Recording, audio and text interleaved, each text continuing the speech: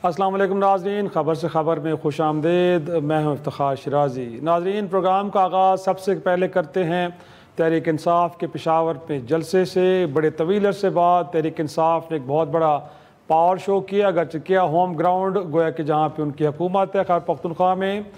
लेकिन देखना ये है कि इस पावर शो में गोया कि एजेंडा क्या था, तहरीक इंसाफ क्या मकासद लेके आई है और क्या उनको अचीव भी कर पाएगी कि नहीं। और साथ में जो गिला किया जाता था तहरीक इंसाफ की जानिब से कि गोया कि इजहार आज़ादी आइन के अंदर इसकी ज़मानत दी गई है और जलसे करना सियासी जमातों का हक़ है, तो क्या इस बार उनको मुल्क भर में गोया कि काफ़िले मूव करने हों, लोगों का इस जलसे में शरीक होना हो, किसी हवाले से कोई रुकावटें तो नहीं डाली गई, या उनको जो जमहूरी हक़ है ये एक्सरसाइज करने दिया गया है। और इसके बाद अगला लाएअमल तहरीक इंसाफ का क्या होगा? क्या ये एक जलसा, उसके बाद फिर तवील खामोशी, या फिर ये जलसे अब आगे बढ़ेंगे और मुल्क के दीगर हिस्सों में भी इसी तरह के पावर शो किए जाएंगे?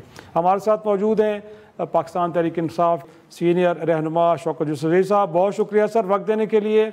सर, पहला सवाल तो मेरा यही है कि आज आपने पावर शो तो किया है पेशावर में सर, वो जो गिले थे हुकूमत वक्त से कि पूरे मुल्क में कंटेनर्स खड़े कर दिए जाते, कारकुनों को पकड़ा जाता था, छापे, गिरफ्तारियां, अब की बार ये गिले तो दूर हो गए सर। कहीं काफिलों को रोका नहीं गया, लोग अपनी मर्जी से आज़ादी से आए हैं, भरपूर तरीके से शिरकत की है जलसे में। ये एक तारीखी जलसा है और बहुत बड़ा इज्तिमा है, और मेरे ख्याल से जो हुकूमत ये कहती रही है कि जी अब तहरीक इंसाफ में वो दम नहीं रहा है, ये तहरीक इंसाफ जो है वो लोगों को इकट्ठा नहीं कर सकते, तो मेरे ख्याल से उन तमाम कुव्वतों के लिए बहुत बड़ा मैसेज है ये कि अभी आज भी तहरीक इंसाफ उसी तरह तगड़ी है अल्हम्दुलिल्लाह, उसी तरह मुतारिक है, उसके वर्कर मुतारिक हैं।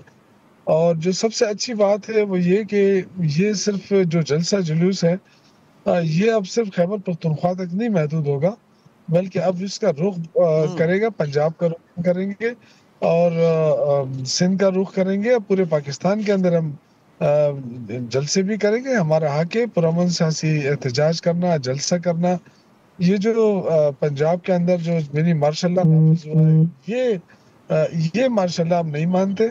और आज इसका अज़म हुआ है कि जो वर्कर्स हैं अल्हम्दुलिल्लाह उनकी जो जज्बात हैं वो भी आपने देखे और जो टीवी स्क्रीन पर आपको मिले होंगे।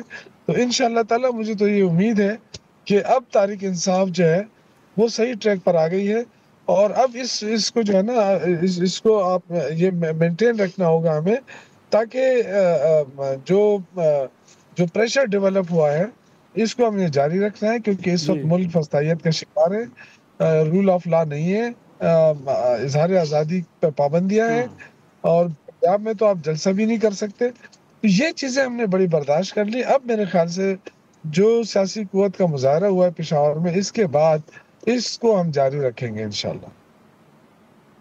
और शौकत साहब, अब आपके ये गिले तो दूर हो गए होंगे कि मुल्क के तूल आर से अब काफिले आए हैं, इस जलसे में शरीक हुए, जैसे आप फरमा रहे हैं कि बड़ा तारीखी जलसा है, तो आपकी बार हुकूमत की जानिब से कोई ऐसे हथकंडे तो इस्तेमाल नहीं किए गए कि काफिलों को रोका गया हो, लोगों को गिरफ्तार किया गया हो, पंजाब हो, सिंध हो, बलूचिस्तान हो, या आज़ाद कश्मीर या इस्लामाबाद से लोग आज़ादी से गए हैं? देखिए, चूंकि मुख्तलिफ बातें हो रही हैं, मुख्तलिफ हुए, लेकिन इससे हमें कोई फ़र्क नहीं पड़ता कि ये गिरफ्तारियां करना या इनका जो वतीरा रहा है खौफ दिलाना, डराना, इससे अब फ़र्क नहीं पड़ेगा। जो जिस सियासी कुव्वत का मुजाहरा हुआ है, कम से कम ये बात तो आप मान लेनी चाहिए कि खैबर पख्तूनख्वा जो है वो तहरीक इंसाफ का गढ़ है, कला है। यहाँ पे न कोई धांधली हुई है, न कोई वो हुआ है। ऐसा अगर जलसा किसी और जमात ने करना है तो कर ले, हमें बता दे कि जब हम उसको फैसिलिटेट करेंगे, वो इतने लोगों को इकट्ठा करके दिखा दे।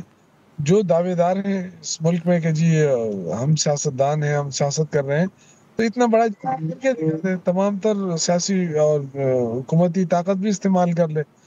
देखिए, ये ऐसा जलसा है कि इसमें सिंध से भी लोग आए हैं, पंजाब से भी आए हैं, लेकिन हम चाहते हैं कि इस तरह के जलसे हम पंजाब में भी करें, इस तरह के जलसे हम सिंध के अंदर भी करें। ये एक ही मुल्क है, और एक मुल्क के अंदर जो है इस तरह की जो ड्रामेबाजियां हो रही हैं कि जी पंजाब में आप जलसा नहीं करेंगे, तो पंजाब में ये किसी का बाप का मुल्क तो नहीं है ना, हम सबका है। हम सब ने इस मुल्क के लिए कुर्बानियां भी दे रहे हैं और इस मुल्क के साथ खड़े भी हैं। اچھا جو شوکت صاحب انفیکٹ یہ بھی کہا جا رہا تھا کہ خود تحریک انصاف کے اندر دھڑے بندی ہو چکی ہے، کئی گروپس بن چکے ہیں، ایک دوسرے کے ساتھ لوگ کھڑے ہونے کے لیے تیار نہیں ہیں، تو آج سٹیج کے اوپر وہ تمام لوگ موجود تھے کہ جن کے بارے میں کہا چکا تھا کہ وہ اب دھڑے بندی کا شکار ہو چکے ہیں. اب تو آپ کو لگا کہ آج سٹیج کے اوپر وہ سارے کے سو لوگ اکٹھے کھڑے تھے اور ہم سمجھیں کہ اب تحریک انصاف کے اندر جو گروپ بندی ہے وہ بھی ختم ہو چکی ہے آج کے دن؟ شنائی صاحب آپ کی آواز کٹ رہی ہے، لیکن جو گروپ بندی میں نے صرف ایک لفظ سنا ہے آپ سے، شاید آپ یہ کہہ رہے ہیں کہ پی ٹی آئی کے اندر گروپ بندی ہے. دیکھ ہر پارٹی کے اندر اختلاف رائے ہوتا ہے اور ہماری پارٹی میں زیادہ ہے کیونکہ یہ ایک جمہوری پارٹی ہے.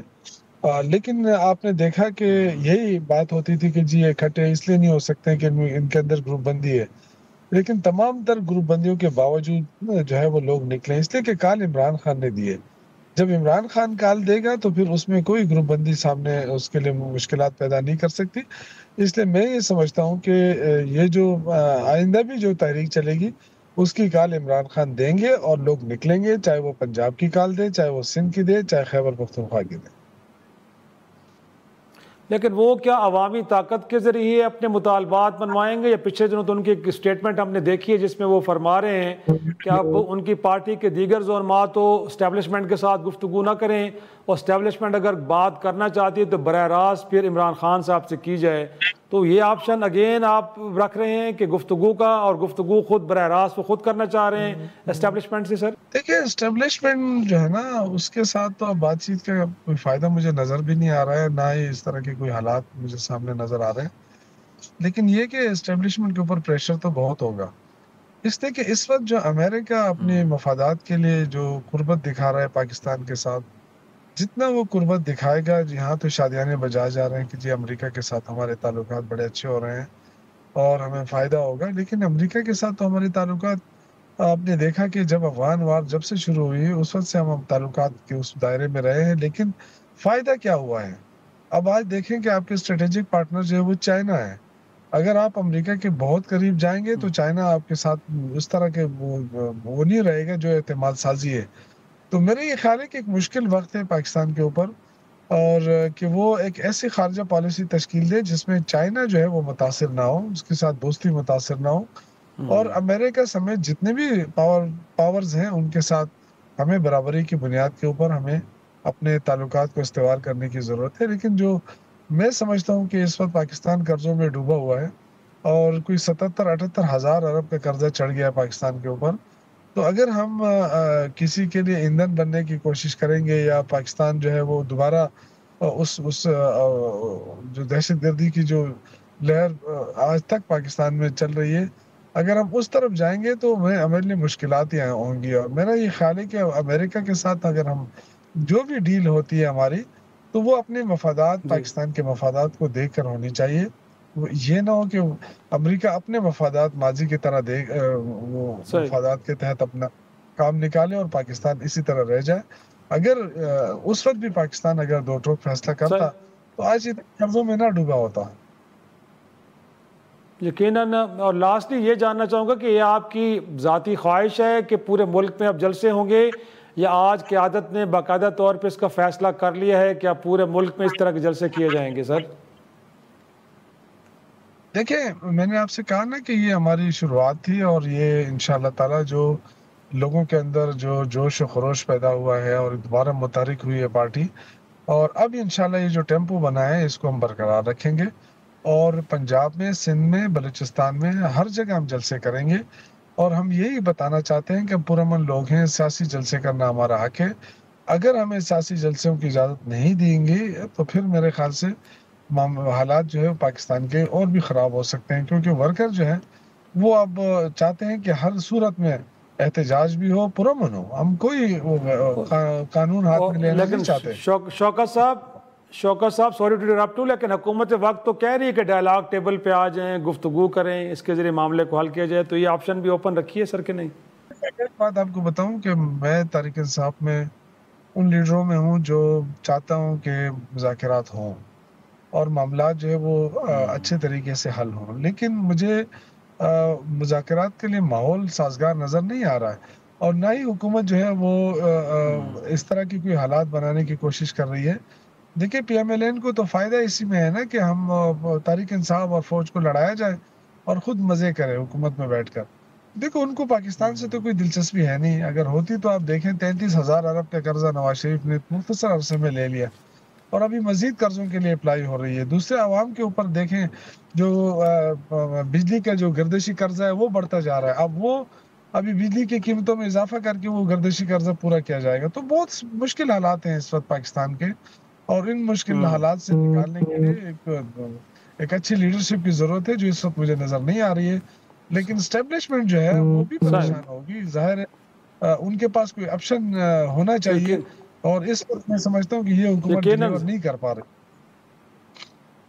परेशानी का आलम हर तरफ है। बहुत शुक्रिया शौकत यूसुफ़ज़ई साहब। और एक और परेशानी दहशतगर्दी की जो आए रोज़ बढ़ती जा रही है, क्या वजूहात हैं और कैसे ये ख़त्म होगी? छोटी सी ब्रेक के बाद एक दिफ़ाई अमूर के एक्सपर्ट से बात करेंगे। छोटा सा ब्रेक।